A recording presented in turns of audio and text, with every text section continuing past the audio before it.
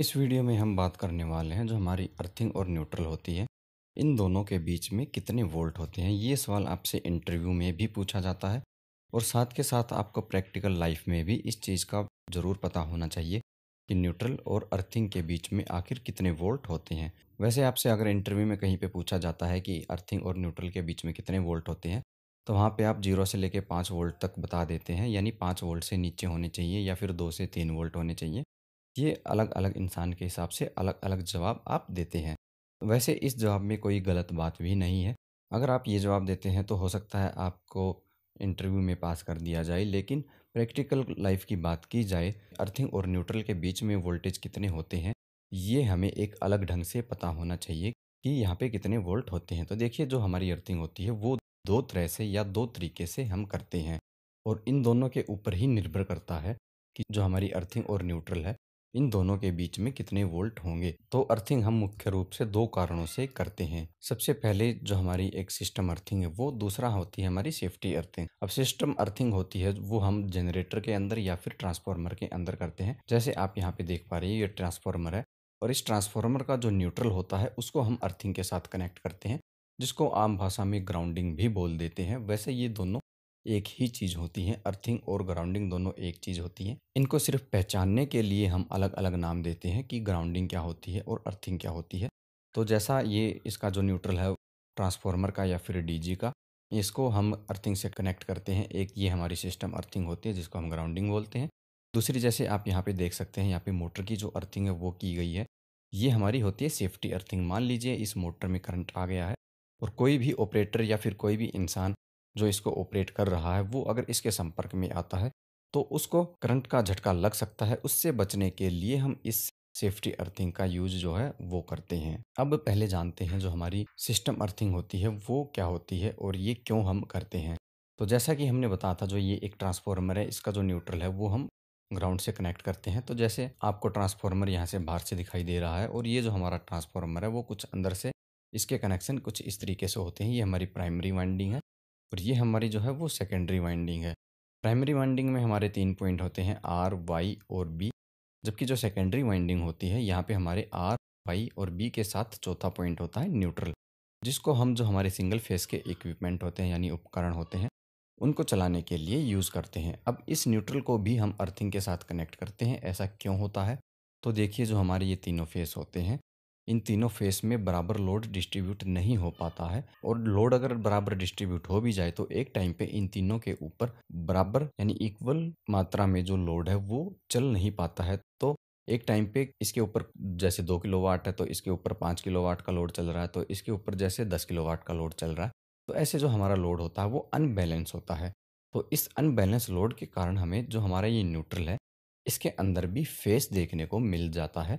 अगर उस कंडीशन में अगर हम अपने इस न्यूट्रल को टच करते हैं तो हमें करंट का झटका लग सकता है और साथ ही अगर ये अनबैलेंस लोड है तो जो हमारा सिस्टम है उसकी एफिशिएंसी भी सही से नहीं आ पाएगी। जो हमारा ये ट्रांसफार्मर है या फिर डीजी है, इसके ऊपर एक्स्ट्रा लोड भी पड़ सकता है। तो इससे बचने के लिए हम इस न्यूट्रल को ग्राउंड से कनेक्ट करते हैं ताकि इसमें जो भी फेस आता है वो हमारा ग्राउंड हो जाता है और जो हमारा यहाँ पे लोड है वो बैलेंस स्थिति में पहुंचने लगता है, यानी बैलेंस कंडीशन में हमारा जो लोड है वो पहुंच जाता है। अगर आप अनबैलेंस लोड के बारे में जानना चाहते हैं, क्यों हमारा अनबैलेंस लोड होता है, किस तरह से हम इसको कैलकुलेट कर सकते हैं और इसके क्या क्या नुकसान हो सकते हैं, इसके बारे में हमने एक प्रॉपर वीडियो बनाया है, जिसको आप हमारे डिस्क्रिप्शन में दिए गए लिंक से या फिर ऊपर आई बटन में दिए गए लिंक से हमारी इस वीडियो को देख के आसानी से सीख सकते हैं। तो ये थी हमारी सिस्टम अर्थिंग। अब देखते हैं जो हमारी सेफ्टी अर्थिंग है वो। तो सेफ्टी अर्थिंग जैसे कि आप सभी जानते हैं, सेफ्टी अर्थिंग को हम इंसानों को करंट लगने से बचने के लिए करते हैं। ये हमारी यहाँ पे कुछ इस तरीके से हम अर्थिंग करते हैं और इस अर्थिंग से वायर ले जाके हम अपना जो घर है वहाँ से पूरे घर के जो भी सिस्टम है वहाँ पे डिस्ट्रीब्यूट कर देते हैं। तो समझाने के लिए, जैसे कि इस केस में हम देखेंगे, यहाँ पे जो हमारा इलेक्ट्रिकल सिस्टम है वो बिना अर्थिंग के है।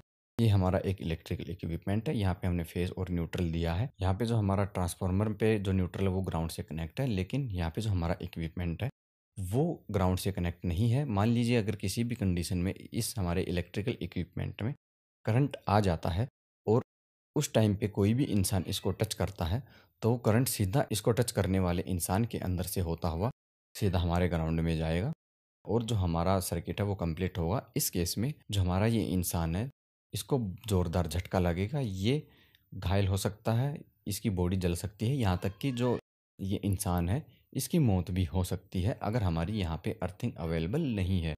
तो अगर हम यहाँ पे इसको अर्थिंग से कनेक्ट कर देंगे तो क्या होगा, ये देख लेते हैं। तो ये हमारा जो सिस्टम है वो अर्थिंग के साथ में है।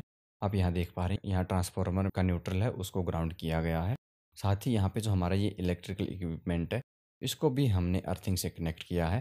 तो ऐसी कंडीशन में अब इसमें अगर करंट आता है तो ये इंसान अगर इसको छूता है तो भी इसको करंट नहीं लगने वाला है। ऐसी कंडीशन में क्या होता है, जो हमारा ये इक्विपमेंट है ये अर्थिंग के साथ कनेक्ट है, तो इसमें आने वाला जो करंट होता है वो सारा इस अर्थिंग से होता हुआ हमारा अर्थ में चला जाएगा, यानी धरती में चला जाएगा, और सीधा जो हमारा सर्किट है वो कंप्लीट हो जाएगा। तो ऐसी कंडीशन में हमारा ये इंसान है, इसको अगर टच कर भी रहा है तो भी इसको करंट का झटका नहीं लगेगा, ये इंसान पूरी तरह से सेफ है। ये होता है फ़ायदा हमारी अर्थिंग करने का।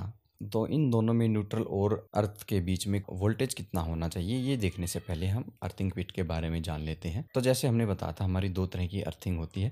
तो इन दो तरह की अर्थिंग के लिए अर्थिंग पिट भी अलग अलग होती है। जैसे आप यहाँ पे देख पा रहे हैं, एक अर्थिंग पिट यहाँ पे हो गई और एक अर्थिंग पिट ये है। तो अगर इनमें से एक अर्थिंग पिट जो है वो सिस्टम के लिए है और एक सेफ्टी के लिए है, तो जैसे आपको यहाँ पे दोनों अर्थिंग पिट है स्ट्रिप से कनेक्ट दिखाई दे रही है, इस तरीके से हमें सिस्टम अर्थिंग पिट को और सेफ्टी अर्थिंग पिट को आपस में कनेक्ट बिल्कुल भी नहीं करना है। ऐसी भूल हमें बिल्कुल भी नहीं करनी है। जो हमारी सिस्टम और सेफ्टी अर्थिंग पिट होती है, ये दोनों एक दूसरे से किसी भी तरीके से टच नहीं होनी चाहिए, यानी इन दोनों में आपस में कोई भी कनेक्शन नहीं होना चाहिए।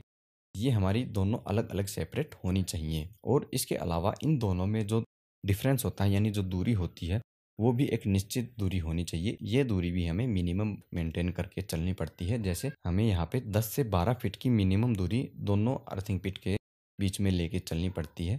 अगर हम 15 फीट तक की जो दूरी यानी डिस्टेंस है हमारी सिस्टम अर्थिंग के और सेफ्टी अर्थिंग के बीच में रखेंगे तो हमारे लिए और भी बढ़िया रहेगा। अब चाहे हमारी दोनों अर्थिंग पिट सेफ्टी के लिए हो या दोनों पिट सिस्टम अर्थिंग के लिए हो या एक सिस्टम के लिए हो और एक सेफ्टी के लिए हो, चाहे कोई सी भी हमारी अर्थिंग पिट हो, दो अर्थिंग पिट के बीच में ही कम से कम 10 से 12 फीट का डिफरेंस तो होना ही होना चाहिए। अगर 15 फीट का डिस्टेंस हम मेंटेन करते हैं तो वो और भी बेस्ट होता है। तो अब देख लेते हैं हमारी इन दोनों ही अर्थिंग पिट में जो न्यूट्रल होता है और अर्थ होता है, इन दोनों के बीच में कितना वोल्ट होना चाहिए। तो वैसे तो अगर हमारी अर्थिंग कोई भी है, किसी भी प्रकार की है, चाहे वो सेफ्टी के लिए यूज़ की है या सिस्टम के लिए यूज़ की है, इन दोनों में अगर 0 वोल्ट होता है तो वो बेस्ट होता है। लेकिन अगर हम बात करें सेफ्टी अर्थिंग पिट की, तो यहाँ पे वैसे तो 0 वोल्ट बेस्ट होता है, लेकिन अगर यहाँ पे 0 वोल्ट आता है तो हम उसको बेस्ट नहीं मानते। अगर यहाँ पे 0.001 वोल्ट भी है तो उसको हम मान लेते हैं कि हमारी अर्थिंग सही है।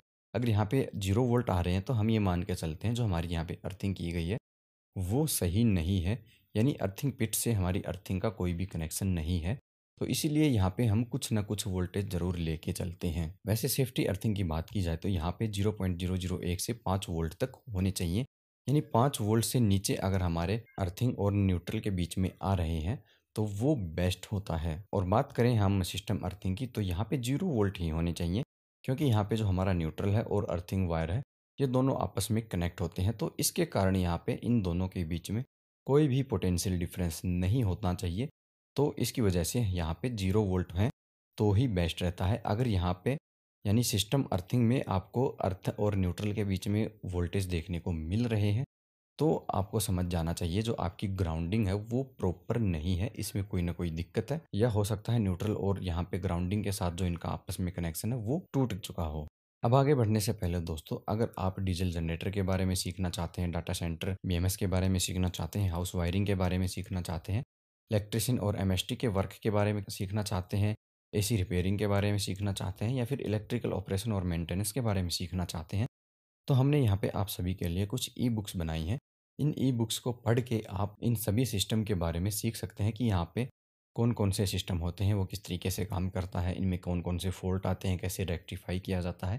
ये ई बुक्स आपको इंटरव्यू में भी बहुत मदद करने वाली है, साथ ही साथ आपको प्रैक्टिकल में भी ये ई बुक्स बहुत ही काम आने वाली हैं। साथ ही हमने आपके लिए एक वीडियो कोर्स भी बनाया है जिसमें बहुत सारे ऐसे क्वेश्चन हैं जो इलेक्ट्रिशियन, एमएसटी, सुपरवाइजर और शिफ्ट इंजीनियर तक के इंटरव्यू में पूछे जाते हैं। ये सभी के सभी टेक्निकल क्वेश्चन होते हैं जिनको हमने आंसर सहित डिटेल में समझाया है कि आपको इंटरव्यू में क्या इनका जवाब देना है और जो आपसे सवाल पूछा गया है उसका क्या मतलब होता है, उसके बारे में हमने डिटेल में समझाया है। अगर आप कहीं पे भी इलेक्ट्रिशियन, एमएसटी सुपरवाइज़र या फिर इंजीनियर का जो इंटरव्यू है वो देना चाहते हैं, तो आप हमारे इस क्वेश्चन और आंसर वाले कोर्स को भी खरीद सकते हैं। अगर आप हमारे इस कोर्स को खरीदते हो तो आपको हमारी हाउस वायरिंग वाली जो ई बुक है वो बिल्कुल फ्री में मिलती है। तो हमारी किसी भी ई बुक को या फिर कोर्स को आप खरीदना चाहते हैं तो आप हमारे डिस्क्रिप्शन में दिए गए लिंक पे जाके हमारे इन कोर्सेस या फिर ई बुक को खरीद सकते हैं। अब अगर आपको ये वीडियो पसंद आई है तो आप इसको अपने दोस्तों के साथ शेयर कर सकते हैं, लाइक कर सकते हैं और कमेंट कर सकते हैं। इसके अलावा अगर आप इलेक्ट्रिकल की और भी जानकारी जानना चाहते हैं